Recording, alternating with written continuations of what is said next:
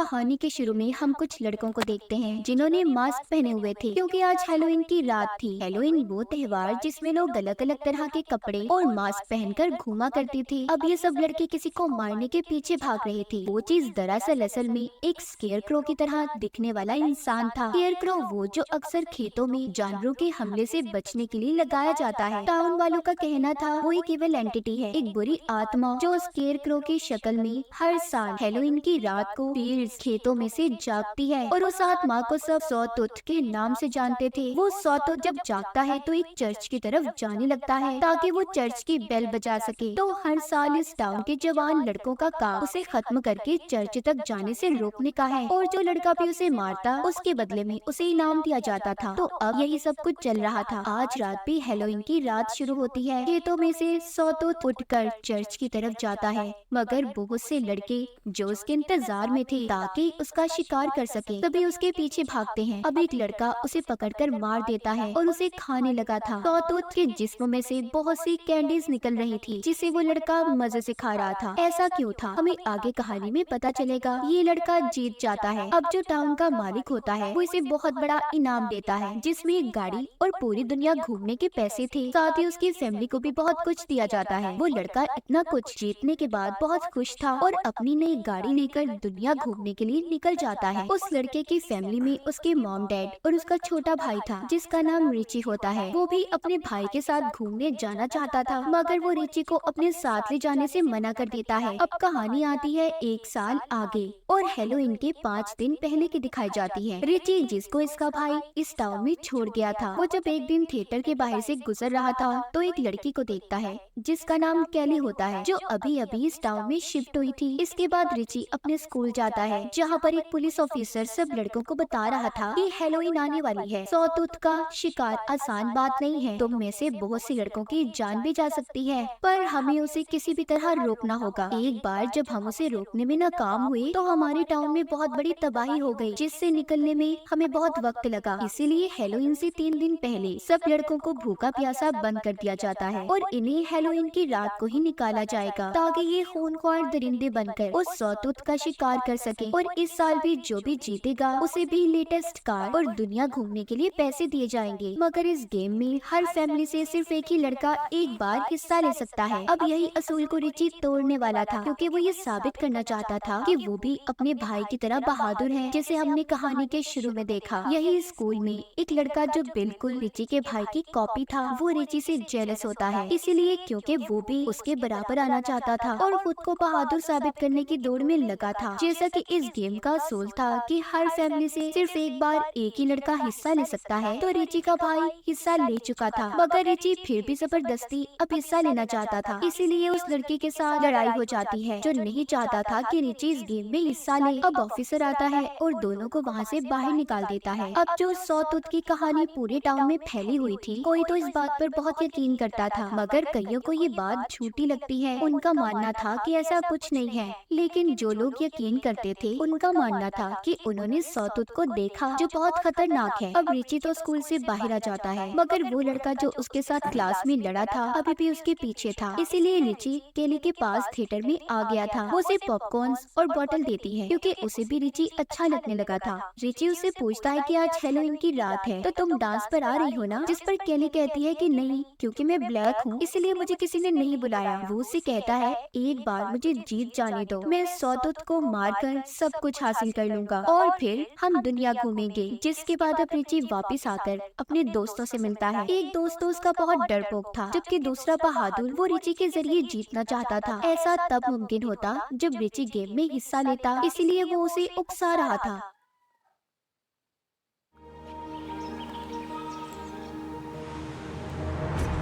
Every time someone आ रहा था, कहता है कि तुम्हें सबको ये साबित करना होगा कि तुम भी अपने भाई से कम नहीं हो, तुम भी सब कुछ कर सकते हो। इसीलिए अब रिची गेम में हिस्सा लेने के लिए पूरी तरह तैयार हो जाता है। इस बारे में अपने मॉम डैड से भी बात करता है, मगर उसके मॉम डैड उसे मना करते हैं। रिची के डैड उसे कई बार समझाते हैं, जब रिची नहीं सुनता तो इस बार उसके डैड जोर से थप्पड़ मारते हैं। मगर अब तो रिची की जिद थी कि वो सॉटूथ का शिकार लाजमी करेगा। आखिर रिची के मॉम डैड उसे क्यों मना कर रहे थे? क्या राज था इसके पीछे। तभी रिची को अपने भाई का लेटर आता है और एक कार्ड भी मिलता है जो अक्सर वो इसके पास भेजा करता था। इसके बाद रिची अपने घर से बाहर आ जाता है, जहाँ पर उसे अपने भाई की दोस्त मिलती है जो आज भी उसके भाई का इंतजार कर रही थी, जो कि अब तक दुनिया घूमकर नहीं आया था। रिची की मॉम चाहती थी कि वो लड़की उनके बेटे को भूल जाए और अपनी जिंदगी में आगे बढ़े। इसी बीच हमें एक फार्मर किसान को देखते हैं जो एक स्केर क्रो को तैयार करके खेतों में लटका रहा था और यही हेलोवीन की रात को जिंदा होकर सौतुत बनने वाला था। ऐसा कैसे मुमकिन था, ये सब हमें आहिस्ता आहिस्ता कहानी में आगे पता चलेगा। एक दिन जब रिची स्कूल जा रहा था तो उसे रास्ते में वही लड़का मिलता है जो स्कूल में अक्सर उसे तंग किया करता था। वो अब भी रिची को रोककर पूरी तरह से मारता है और उसकी पैंट से बेल्ट को उतार कर ले जाता है। ये बेल्ट रिची के भाई ने उसे दी थी। अब उसे फिर से उसके भाई का लेटर मिलता है जिसमें उसने लिखा था कि रिची जब तक मैं वापस नहीं आ जाता तुम्हें ही मॉम डैड का ख्याल रखना होगा। वो इन सब बातों से परेशान हो चुका था। उसे कुछ समझ नहीं आती कि आखिर वो करे तो क्या करे, इसलिए गुस्से में एक गाड़ी को चुराता है और टाउन छोड़कर जाने लगता है कि तभी रास्ते में उसे ऑफिसर ने पकड़ लिया था। जब रिची भागने की कोशिश करता है तो पुलिस ऑफिसर उसे पकड़ लेता है और खूब मारता है, जिस वजह से वो बेहोश हो गया था। अब हेलोवीन की रात आने वाली थी, इसीलिए सब लड़कों को भूखा प्यासा उनके घरों में बंद कर दिया जाता है और जब हेलोवीन की रात आती है तो उन्हें सबको बाहर निकाला जाता है। सब पागलों की तरह सौतुत का शिकार करने भाग रहे थे क्योंकि वो बहुत दिन से भूखे थे। उधर किसान ने भी सौतुत के जिस्म में बहुत सी कैंडीज भर दी थी, जिसके बाद वो जिंदा भी हो जाता है। इधर रिची, जिसको पुलिस की मार के बाद अब होश आया था, उसके डैड उसे कहते हैं कि देखो बेटा, तुम्हारे पास सब कुछ है, तुम इस मौत के खेल में क्यों जाना चाहते हो। उसकी मॉम भी उसके आगे हाथ जोड़ती है, मगर वो किसी की भी बात को नहीं सुनता और अपने दोस्तों के साथ एक गाड़ी में बैठकर सौतुत के शिकार पर निकल जाता है। इन्होंने डरावने मास्क पहने हुए थे, मगर रास्ते में सौतुत इनकी गाड़ी से टकरा गया था। अब वो एक एक करके सबको मार रहा था। वो रिची के एक दोस्त के कुल्हाड़ी से 2 टुकड़े कर देता है। रिची और उसका दूसरा दोस्त अब भी सौतुत के पीछे थे, मगर अचानक से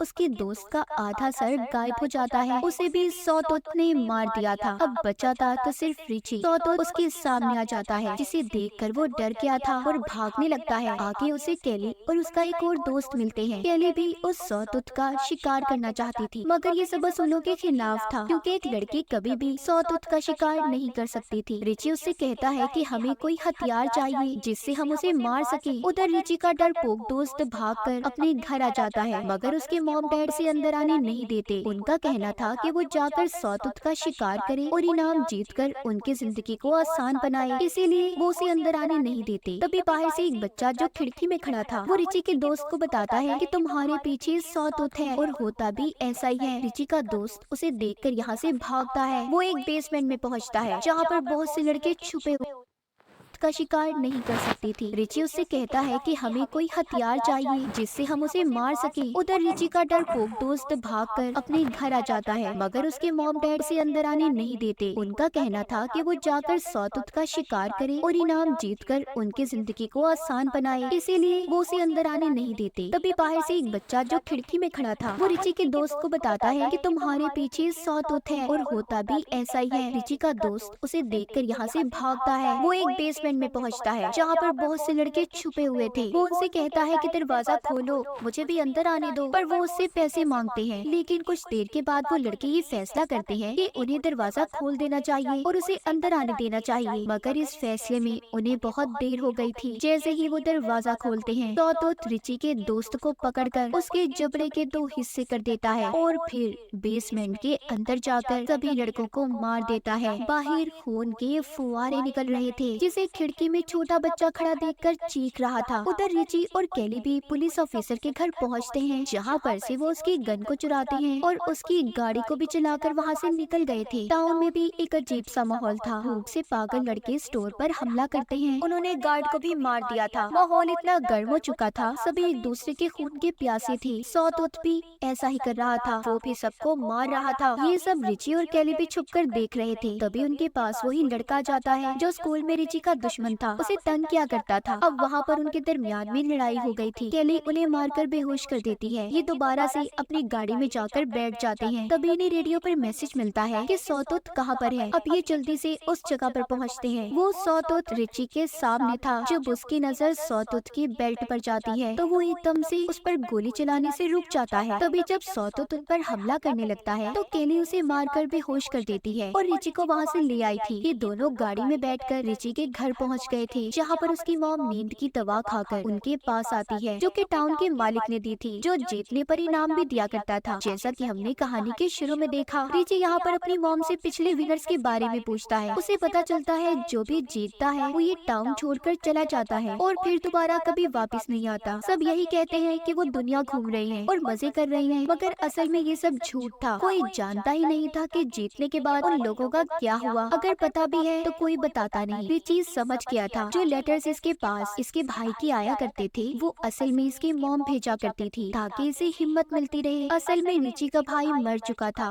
रिची की मॉम कहती है कि बेटा किसी को मत छोड़ना। इतना बताकर रिची की मॉम ने अपनी जान ले ली थी। उधर सॉतूथ ने एक घर में जाकर उसे जला दिया था। वो घर असल में रिची और उसके भाई का पुराना घर था। अब यहाँ पर आपको समझ आ गई होगी कि सॉतूथ कोई और नहीं बल्कि रिची का भाई था, जो पिछले साल इस गेम को जीता था, जिसको हमने कहानी के शुरू में देखा। इसलिए रिची उस बेल्ट को देखकर रुक गया था। असल में होता ये था कि जो भी लड़का जीतता उसे टाउन का मालिक बहुत से पैसे देता और उसे दुनिया घूमने बाहर भेज दिया जाता था। असल में तो कोई भी कभी इस टाउन से बाहर गया ही नहीं। पुलिस ऑफिसर रास्ते में ही उस लड़के को मार देता था, फिर उसके जिस्म इस्तेमाल करके अगला सॉतूथ बनाया जाता। इसीलिए ये असूल था कि हर फैमिली से एक ही लड़का इस गेम में हिस्सा ले सकता है, मतलब कि एक जिंदगी के बदले उसकी फैमिली को सारी सहूलतें दी जाती। मगर शुरू में किसी भी फैमिली को ये नहीं पता होता था कि उनका लड़का मर जाएगा और अगला सॉतूथ बनेगा। ये बात उन्हें बाद में पता चलती थी, मगर जानने के बाद भी वो फैमिली कुछ नहीं कर सकती। उन्हें डराया जाता कि ना तो वो टाउन से बाहर जाएंगे और ना ही कुछ बोलेंगे। ये सारा काम वहाँ का ऑफिसर किया करता था। फिर उस फैमिली को अपनी सारी जिंदगी उसी आलीशान घर में गुजारनी होती थी, जो उनके बेटे की जान के बदले उन्हें दिया जाता, और उन्हें सोने के लिए दवाइयाँ भी दी जाती थी, जो अक्सर रिची की मॉम भी खाया करती थी। इसका मतलब रिची के डैड इस वजह से उसे इस गेम में जाने से मना कर रहे थे ताकि वो उसकी जान को बचा सके। उन्हें दुख था कि उनका बड़ा बेटा ऐसे ही उन्हें छोड़कर चला गया, मगर ये सारी सच्चाई कभी भी वो रिची को नहीं बता सकते थे। अब भी उन्हें अपने बेटे की मौत का अफसोस था कि मरने के बाद भी उसकी आत्मा सॉतूथ की शक्ल में घूम रही है और सबको मार रही है। उसे काला जादू करके फिर से जिंदा किया गया है ताकि उसे फिर से मारा जा सके। असल में ये सब काम इस टाउन का मालिक करवाया करता था। वो हर साल इस तरह का काला जादू किया करता पैसे कमाने के लिए, ताकि गवर्नमेंट को लगे असल में इस टाउन को मदद की जरूरत है और उसे ऐसे ही पैसे मिलते रहे, जिसका वो कुछ हिस्सा विनर को दे दिया करता था। ये था इस सॉतूथ और टाउन का पूरा सच। हम देखते हैं कि रिची के डैड ऑफिसर के पास जाते हैं और कहते हैं कि बस अब मैं और सच्चाई नहीं छुपा सकता अपने बेटे से, जिस पर वो ऑफिसर कहता है तुम्हें ये सब करना ही होगा और अपनी जुबान बंद रखने में ही तुम्हारी भलाई है। उधर रिची के पास केली होती है, जो उसे कह रही थी कि तुम्हें ये टाउन छोड़कर चले जाना चाहिए, मगर रिची के दिमाग में उसकी मॉम की आखिरी बात चल रही थी। उन्होंने कहा था कि रिची सब खत्म कर दो। केली कहती है कि रिची अगर हम सॉतूथ को चर्च में जाने दें तो कोई उसे नहीं मारेगा, इस साल कोई विनर नहीं होगा और फिर ये इस तरह का सेक्रीफाइस कुर्बानियाँ भी रुक जाएंगी। अब रिची ऐसा ही करता है, अपने आलीशान घर को जलाकर चर्च में पहुँच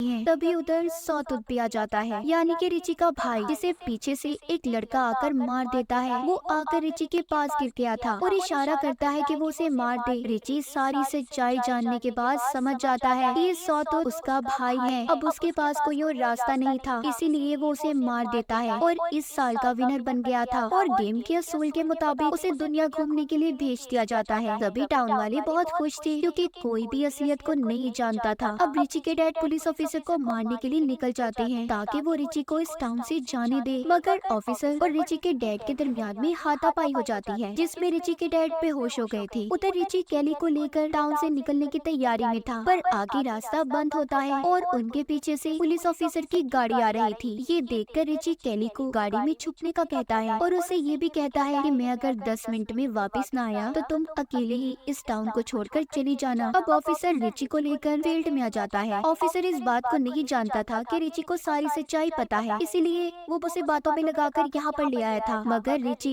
अपनी गन से उस ऑफिसर को ही मार देता है। उसे मारकर रिची को ये लग रहा था कि सब कुछ ठीक हो गया, मगर तभी पीछे से किसान ने आकर रिची को मार दिया था। उसी किसान ने जो यहाँ पर सौतुत बनाया करता था और कब्र में दफना देता है, जो उसके लिए ही खोदी गई थी, मतलब इस साल के विनर के लिए। जिसके बाद वहाँ पर रिची के डैड पहुँचते हैं, जो अपने बेटे को तो नहीं बचा सकी थी, पर केली से इस टाउन को छोड़ने का कहते हैं। अब कहानी दिखाई जाती है 1 साल बाद की, जब किसान रिची के जिस्म को कब्र से निकालकर सौतुत बना रहा था कि तभी उधर उसके डैड आ जाते हैं, जिन्होंने किसान को मार दिया था, और अपने बेटे रिची से कहते हैं, जो अब एक सौतुत बन चुका था, कि बेटे पूरे टाउन को जलाकर खत्म कर दो, ना रहेगा टाउन और ना ही हर साल किसी भी फैमिली को अपनी बेटी को सेक्रीफाइस कुर्बान करना पड़ेगा। हम रिची को देखते हैं जो सौतुत बनकर जोर से चीखता है, मतलब कि अब वो पूरे टाउन को जलाने वाला था। और इसी के साथ इस फिल्म की कहानी भी यहीं पर खत्म हो जाती है।